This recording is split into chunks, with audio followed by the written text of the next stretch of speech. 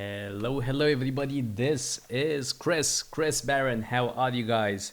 This is the live stream for the 25th of October 2020. Now, let's jump straight into it and see what's what. Today we're gonna review some designs as usual, and we'll see what's what. I first of all want to start with this specific design because I think this is one of the things that beginners constantly do, and it's basically not competing in the real world or not creating actual websites.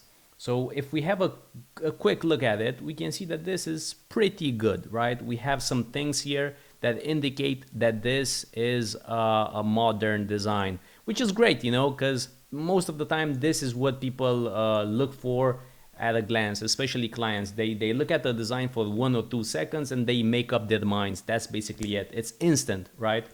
So either they like it or they don't like it. This is why this area right here is called the hero area, because it's the most important one. All eyes are on the hero area, right? The sidekicks never get any love, right? It's all about Batman, it's never about Robin. So we can see some nice techniques here, right? The problem with it is that what you're doing right here is you're just having fun. You're just drawing some stuff on a piece of paper. This is what you're doing when you're designing this type of thing. Now, why is that a problem?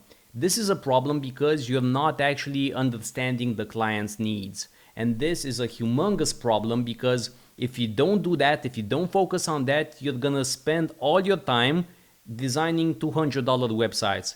And my guess is that you don't want to do that. My guess is that you want to make $2,000, $3,000, $4,000 per website, right? Now, if you want to do that, you got to train it like you train a muscle. You got to work on it. You got to put the time into it, right?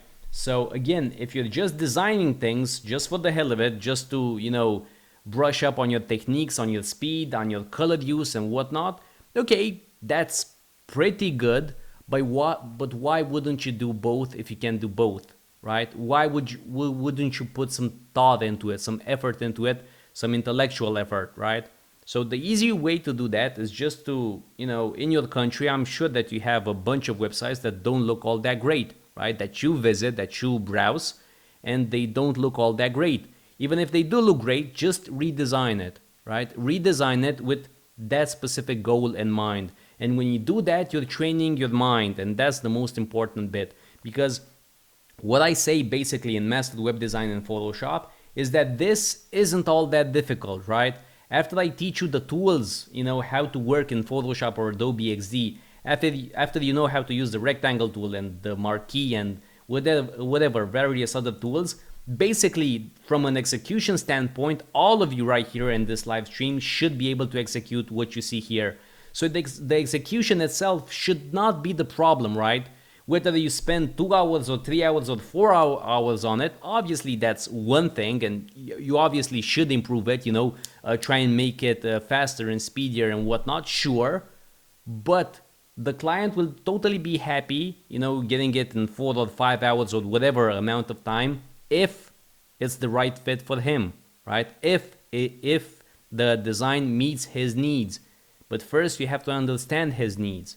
Now you, by designing a random website, something that's just for fun, by using lorem ipsum and whatnot, what you're doing here is you're basically just coloring, right? It's just like, you know, taking a piece of paper and, you know, drawing some trees and a car and whatnot. You're just having fun. And there's nothing wrong with it, you know, if you just want to relax, if you just want to, you know, spend a couple of hours and just have some fun, that's totally fine. But if you want to get better at web design, you should not create fake websites. You should create real websites. You should go on various websites that don't look great to you and redesign them with the main objective in your mind. And with that, let's transition to this specific website, because we actually reviewed that last time around, and the student actually revamped it. He remade it. Unfortunately, this is exactly what I was saying earlier. You don't understand the client's needs. Now, let's quickly go into it once more. So we have Joy of Clothes, which is probably something regarding selling online courses or one-on-one private consultation, something like that. the sheer fact that we have courses here indicates that this is something regarding e-commerce basically and education. And I'm guessing that you're all familiar with Udemy, right? Because basically that's where you've bought my course. Now, when you look at this website, we as designers have to understand what's the main objective, what's the goal here. And our goal isn't to make the website looks nice. The goal is to make sure it converts well, that visitors become paying students. This is what the client wants, the only thing that matters to the client, right? So with that in mind, considering that that's the only objective, the biggest objective of the company, obviously there are other objectives, growing the social media presence, getting emails, newsletters and whatnot. Obviously those are secondary objectives, but the biggest objective by far, the 90% objective, if you will, in terms of importance, is getting sales. With that in mind, you're showing here that you don't understand what are the client's needs, because we have explore, which is very vague, and buy now. Now, buy now should only be used if you only have one product, right? And even if you have one product, you have to make sure you tell something about the actual product. You tell me the price, you tell me something. Don't expect people to be curious about it. Don't expect people to click it and they'll see later on what's what. They'll see later on the details. That's not how it works. People, if they don't see visitors, if they don't see immediately what they're looking for, they exit. That's how the world works in terms of e-commerce, right? So again, you're missing the point here because the hero area doesn't do its job. But that's, in some cases, this may be fine, right? Because the sub-hero should actually be the selling point. Should actually tell you, okay, here, you can buy one course for whatever, $99, or the biggest package for whatever, $200, whatever. It should be something very clear-cut, very simple to understand, right? Here, that's not the case. You're saying something about your personal stylist, you have some text here. This is nothing, there's nothing actionable here. There's nothing here that may convince me to actually buy this product. And now you have various other bits of content here, and only here you actually get to the courses. Now, obviously, there's a small chance that I may not understand the client's needs because I'm obviously looking at it, this is a 5-minute thing, a 10-minute thing. But if it were me, the biggest thing that I would use would be a main call to action that I would see constantly. I mean, look, it's very simple. When you're selling courses online, look at my specific website. I'm going to show you the Romanian one, but it's basically the same thing. You have the call to action here, the copy here, which is extremely oriented at selling. The sub-headline that's, again, extremely oriented at selling. And then the two calls to action. A bigger package that's highlighted. You can see it's highlighted because it's a filled button. It stands out. And another one that I discourage you to use by choosing this specific styling, right?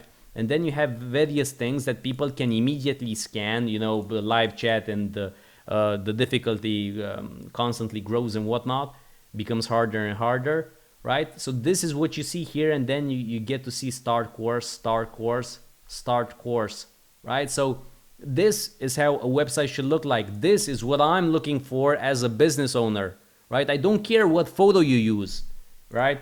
Okay, you chose a good looking photo here. Okay, that's good. You chose a nice orange. Okay, that's good. But basically, I don't care about that. Those decisions are irrelevant. And again, I'm constantly pushing this narrative because, again, I don't think that you want to spend your time designing $200 websites. That's not the point. You're wasting your potential. You have to believe in yourself. And that's the number one thing that you have to do. You don't have to go through my courses and whatnot. First and foremost, you have to believe in yourself, because this is the problem with this specific student, right? This student created this design, this fake design, because he didn't have enough confidence in himself. Because if you have confidence in yourself, you're just gonna go on 99 Designs or Design Crowd or whatever other platform, and you're gonna pick a contest, right? Because basically, there's only two ways to go about it. It's the first thing that I said. You go and redesign an existing website from your country that doesn't look all that great. That's one thing that you can do. Or even better, you actually participate in design competitions and you hit two things at once. One, you brush up your skills, you get better at it, and the second thing, you make money out of it, potentially. Obviously, there are no promises, but the sheer fact that you don't want to participate, that you don't want to join in the mix, it shows a lack of confidence.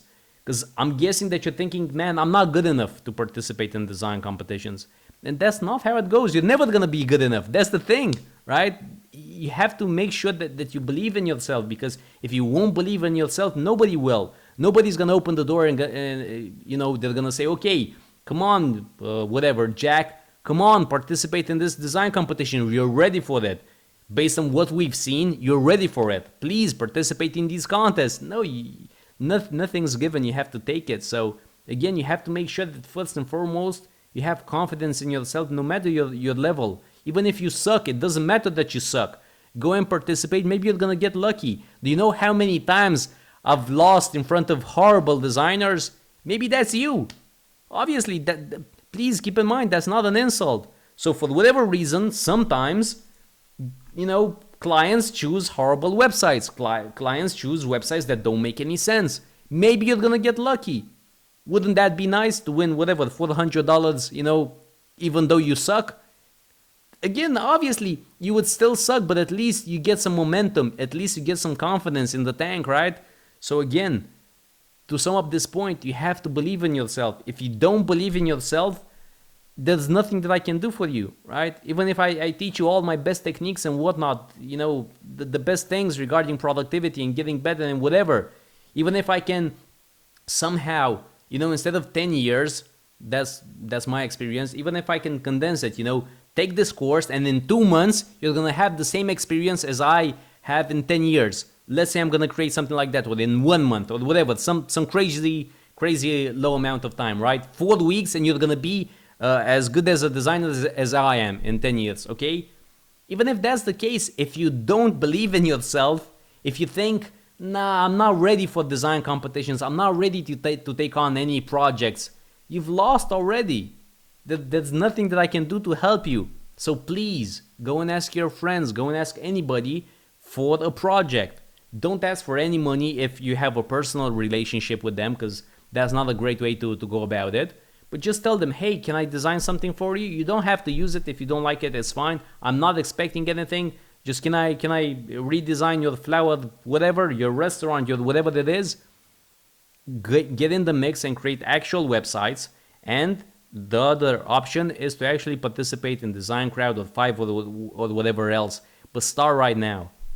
Getting back to the bigger point, because you don't have a clear understanding here, you're designing things like this, right? Again, this looks nice, right? This font combination, okay, this is pretty good. The problem with it is it isn't actually backed with your understanding regarding what's going on. You just pick something that looks nice and that's it. That's not how you make design decisions. What you actually need to do is to do something like this, right? So again, this button here is bigger. It's not actually bigger, it's actually a bit taller, and it has a solid color and a gradient here because it needs to stand out versus this one, right? So this is how you actually make design decisions. You have to make sure that you understand why you're doing what you're doing, right? And regarding here, we have again register on the left and login on the right. You'll notice that login is a bit washed out, and that's because I want you to register. If you're already registered, I'm going to speak to you in another way. You're no longer a high priority for me because you're very likely a student already. So it's very likely that you already know the website.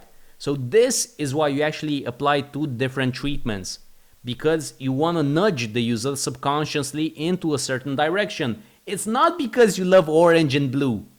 It's not because you think, okay, let me mix it up. Let me do a filled one and an outlined one. That's not the reason. And unfortunately, this is what happens here. You don't understand that space is incredibly precious. If you did understand that, you would not leave this amount of space. Because again, look, have a look here. So we're gonna start from here. You can see these 2 buttons. And now with the marquee tool, let's go down. And we have what? How much space do we have until we get a call to action button? 3,000 pixels. 3,000 pixels. I mean, that's ridiculous. That doesn't make any sense. I mean, it's just not cool. You have to make sure that the call to action is absolutely everywhere. So again, what I would suggest is you have to make sure you understand the client's needs. Again, have a look here.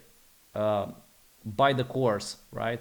Buy the course, buy the course, and we have a bottom bar here that's sticky that says buy the course here as well. Buy the course yet another time, yet another one, right? Yet another one. And I mean, really, this is how you create a website that converts well. Again, this all starts with actual question, you know, do I understand what this is all about, right?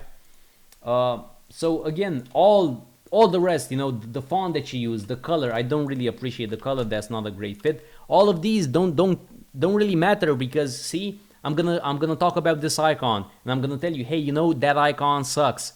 Or the fact that whatever, you know, this is semi-transparent, it shouldn't be semi-transparent.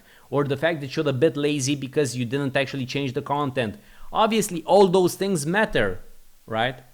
It makes sense, right? But if you think that I'm, you know, if I just list out those things, right? Improve that button, improve that area, that's still not gonna make any difference, you know? Obviously, you're not going to be a 3 out of 10. You're going to be maybe a 6 out of 10. But the point is, the client won't resonate. The client won't like your design because you're not fulfilling his needs, right? It's very simple. You know, if you have a girlfriend or a boyfriend, right? And he hates chocolate, right? But you love chocolate. And you go and buy some ice cream. And you buy that flavor that you love, but he hates. And you're thinking, man, I did a nice thing. I did a nice thing for you. Look, I was thoughtful. I bought you something nice so you could enjoy it. Why aren't you appreciating my gift? Well, it's because you didn't provide what he wanted or she wanted, right? It's not about you. It's not what about you like or what you don't like. It's not about anything regarding your taste. It's all about what matters to the client. And again, clients only care about one thing, results. And if there's anybody with any experience, they're gonna immediately dismiss this website. They're gonna immediately say, okay, this is not for me.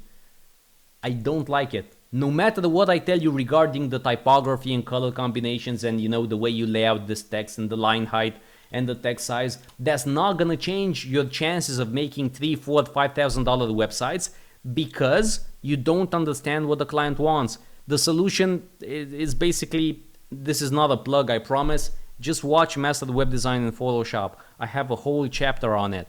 If you don't want to do that, just think about, let me just give you the one idea basically. Just think about the main objective. Just think about what the client might want. If that was your business, what would you want? And if you don't manage to do that, if you can't figure it out all by yourself, no problem. Because look, when I created this specific design for my courses, trying to sell them in Romanian, I didn't innovate. I didn't create something from scratch. What I did was I looked at Udemy. I looked at Skillshare. I looked at whatever, various other platforms, right? It's not all that difficult, you know, because you just look at what everybody else is doing, look at what the biggest guys are doing, and then emulate, imitate. Copy is another word. Copy isn't all that great. I would much rather use emulate, which means copying, but it's a different thing. Whatever. Now on the other side, let me praise this specific design, because I think this is a very nice design. It didn't win. This was design competition, and you can see it's again so modern. It's lovely. It's clean. It's exactly what people expect in 2020, 2021. It's bang on, right? Now there are various things that could be improved. There are some things that I would love to see. I think, you know, for the sake of simplicity, you know, you don't have any social media icons, you don't have any cover states, you're missing various things here. But all in all, this looks pretty good. This is what I would expect to see if I were the client. And again, the client is basically a construction company, right? Now, think about it. A construction company. It's not a t-shirt company. It's not something regarding oatmeal. It's not a clown company, you know, something for kids. This is something regarding business. This is something for people that are willing to spend whatever, $500,000, $1 million, $2 million dollars. So it's serious money, serious cash. Because of that, the website has to be extremely simple, extremely basic. Just Google luxury apartment, New York, or whatever, and what you're gonna find is simplicity. You're not gonna find something that's really busy. You're gonna find vast amounts of open space, empty space, white space, literal white space, something very, very basic. So this is exactly what this person did here, what this designer did here. Notice the photos are completely squared. In general, if you've been following my courses, you know that I actually appreciate 5 pixel corner radiuses. But in this specific case, it works. The same thing with the button. Every single thing here works well. This is a beautiful website that's in tune with the client's needs. There's a certain vibe to it. There's a certain feeling, a certain mood to it, right? Even with this specific diagonal line. This is bang on. This is beautiful. This is beautiful. This is beautifully done. So I'm really happy about that. It's a shame that you didn't win. I'm guessing the winning design is gonna be something very similar to this one, maybe a bit more buttoned up. But yeah, overall, this is exactly how a website should look like. And look, here's another thing, right? Here I'm pushing you to buy the course immediately, right? And it's the same thing here. You should do the same thing, create a sense of urgency. Create something that, buy now, hurry up. Here are all the reasons why you should buy now, right? And that makes sense. You have to structure the website in a way where you create a sense of urgency, where you constantly repeat, come on, buy it now, whatever, start now, whatever. That's how e-commerce works, right? But on the other hand, this is something that again, let's call it $1 million. When you want to spend $1 million, you need loads of assurance. You're not gonna make the decision just like that, right? You actually need time for it. So just request a proposal. It seems professional. It looks professional. It doesn't push you, in a way that you don't want to be pushed. It doesn't create a sense of urgency because, again, this is not the point. You would not have as many calls to action or as bright as call to actions here because, again, this is a decision that takes loads of time. And the best way to probably go about it is to fill out a form or ring them up, give them a phone call.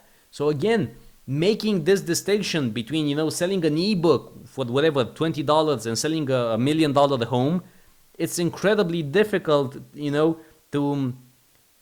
to approach them with the same mindset.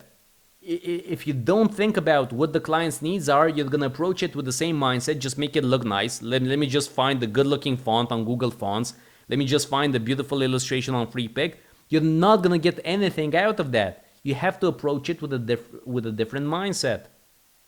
Because again, thinking about relationships, just because you're the former girlfriend like chocolate, it doesn't mean that the new one is going to like chocolate as well. You have to make sure, right? Because different people, different tastes, right? So again, you have to make sure that, again, when you're switching industries from, a dentist to a lawyer to whatever, the clown thing, for the events for the kids or whatever, you have to make sure that you approach it with a different mindset. Now, in the beginning, and I'm going to finish this live stream with this thing, in the beginning, what I did was on 99 Designs, I specialized on one thing. I specialized on tech websites, for example, right? You can specialize on this specific type of design, very upscale, and that's going to be that, right? Obviously, instead of having 100 contests, you're only going to have about 10 or 12, but you can really nail that style. You can really reuse all those elements over and over again, and that might be a better fit, right? Again, you're going to have less contests, but you're going to get better at it. You can specialize at that one specific thing. You can specialize on blogs, on women websites, for example, because look, here's another thing, you can specialize on what women want regarding web design. You can make some really feminine websites, right? The problem is, if you're unable to switch gears just like that between industries, don't switch, right?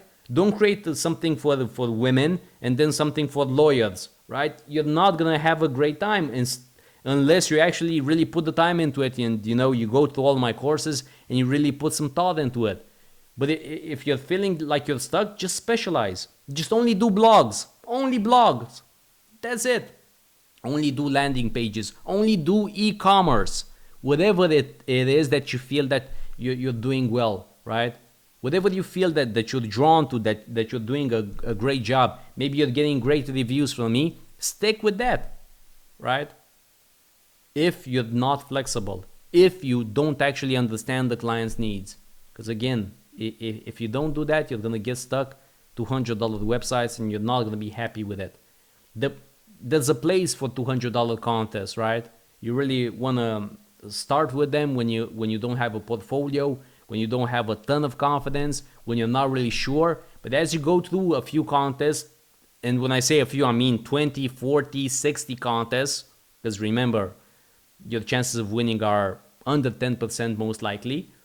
After you go through all of them, then you want to make the leap. 1,000, 2,000, 4,000, 5,000. That's what I want from you guys, to quickly grow. But to quickly grow, you have to put the time into it and you have to be smart about it. Don't just grind out $200 websites because you're not going to get anywhere. Make sure that you understand what you're doing. Make sure that you understand the client's needs and that you have impeccable execution. Because look, this is another thing. The guides are all set up nice. The width is correct, the icons here, the amount of contrast, the hierarchy. There's various things here that are well done.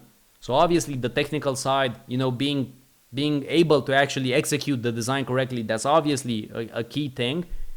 But look, even if you fix, again, I really want to make sure that you understand, even if you fix some issues here regarding the contrast and regarding the alignment and whatever else, you're still not gonna make $3,000, $4,000, $5,000 per month. You're still not gonna get to that upper echelon of actually getting paid a lot. So my advice, understand the client's needs. Don't waste your time by designing fake websites like this one. Get in the mix. Start right now, either on 99 Designs or Design Crowd or whatever else, Fiverr. It really doesn't matter because all platforms are incredibly difficult. All platforms are incredibly difficult. So start with that. But on the other side, just visit random websites and remake them, or just ask friends or family, but don't ask for any money. So the world is open. Just start Photoshop and start working on real websites. Thank you guys so much for tuning in. That's gonna be it for now. I'm gonna go to the gym because I want to take care of myself, be healthy, stay fit, and I'm gonna see you on Wednesday. This is Chris signing out. Thank you so much.